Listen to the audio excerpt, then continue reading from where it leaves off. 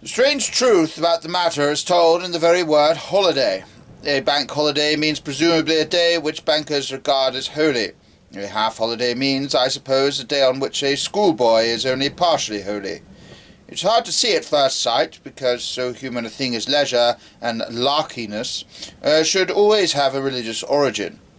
Rationally, there appears no reason why we should not sing and give each other presents in honour of anything, the birth of Michelangelo or the opening of Euston Station, but it does not work. As a fact, men only become greedily and gloriously material about something spiritualistic. Take away the Nicene Creed and similar things, and you do some strange wrong to the sellers of sausages.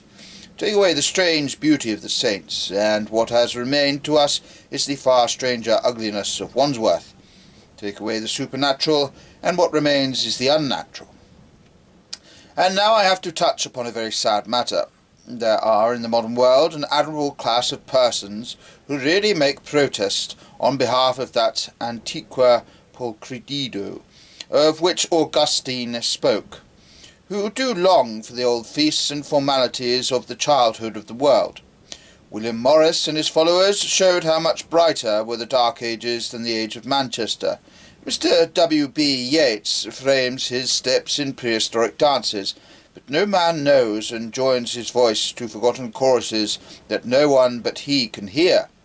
Mr. George Moore collects every fragment of Irish paganism that the forgetfulness of the Catholic Church has left, or possibly her wisdom preserved. There are innumerable people with eyeglasses and green garments who pray for the return of the Maypole or the Olympian Games.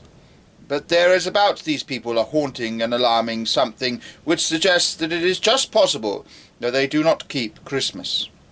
It is painful to regard human nature in such a light, but it seems somehow possible that Mr. George Moore does not wave his spoon and shout when the pudding is set alight. It is even possible that Mr. W.B. Yeats never pulls crackers. If so, where is the sense of all their dreams of festive traditions?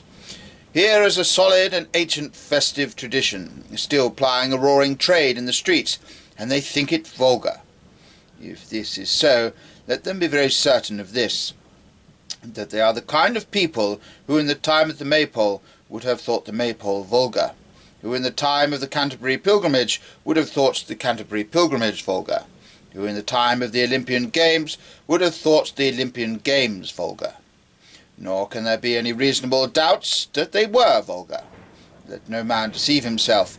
If by vulgarity we mean coarseness of speech, rowdiness of behaviour, gossip, horseplay, and some heavy drinking, vulgarity there always was wherever there was joy, wherever there was faith in the gods. Wherever you have belief, you will have hilarity. Wherever you have hilarity, you will have some dangers.